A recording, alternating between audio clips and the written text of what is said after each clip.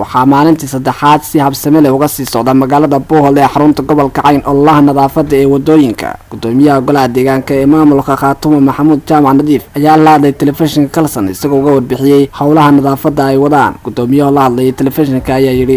gobolka Cayn baan joognaa degmada Buuhoodle goliha deegaanka ee maamulka Khaatumo waa maanta ololihii xaaridda laamiga bilownay ayaamahana wataan ballan qaadnay inaanu 3 casho shaqo oo isxigtaan qabanno tiiba maanta noo gabagaba oo aan noo dhamaan birina aanu ku noqonaynaa inta hadhay waxaan dadweynaha deegaanka u dhashay aan u sheegaynaa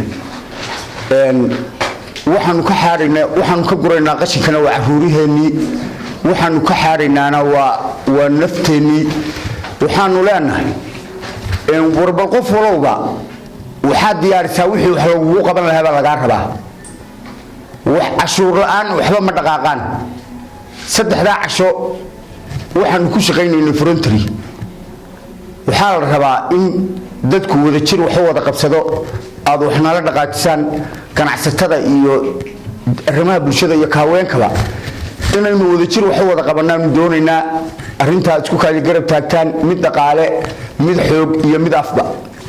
wada jir bayna gacmo wax ku goyn karaan dadku haday wada jirin oo isku tashan haday iyagu isku tashana dadka cid wax ma qabato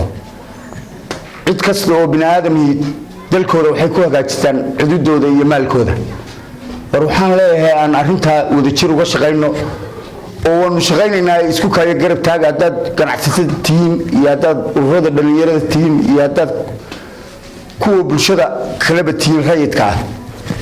marka waxaan leenahay barnaamijkaas aan wadnaa frontriga ah waxaan gobolka Cayn u sheegaynaa arinta in laga qayb qaato nooc kasta oo looga qayb qaadan karaba si golaha deegaanka Khaatumo hadii aanu nahay golaha deegaanka Khaatumo ee Buuhoodle gobolka Cayn waxaan nahay xubnihii 27 xubnood ee golaha deegaanka ka koobnaa 7 casho oo hadda weekan gudihiisa ayaanu shaqo wadnay shaqadaas waxa weeyaa waa shaqo voluntary oo dadka aan ugu talagalay inaan ummadda aan wixii waajibay macnaha nala saaray inaan u gudano ee u dhaaranay sida la adligeed waxaan ummadda Soomaaliyeed u sheegnaa meel ay joogtaba iyo ummadda gobolka Cayn ee Buuhoodle iyo wixii macnaha la garanaya ama wixii gobolka Cayn ama u dhashay ama Soomaaliyaba ama waxaan u sheegaynaa in ay ka qayb qaataan gobolka Cayn wax qabadkiisa iyo wax iyo u tashigiisa oo nin walba awr aad leedahay inaad dhaamiso aadan awr kale aadan lahayn aadan dhaamin waxaan leenahay ganacsatada iyo wax garadka iyo wixii magaranaysa aqoonyahana iyo wixii magaranaysa wax garanayaba waxaan leenahay wixii qurba jooga intay leeyihiin oo wada dalka wixii na dhageysanaya oo la maqlayaba inay nagala qayb qaataan dalka wax qabadkiisa iyo ummadda wax qabadkeeda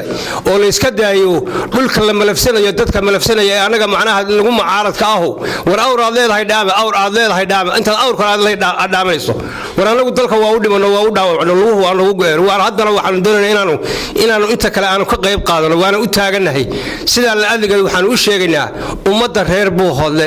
ee gobolka Cayn Buuhoodle in ay ka qayb qaataan dalka horumarkiisa iyo wax qabadkiisa Ali Maxamed Xasan Kalsan TV Buuhoodle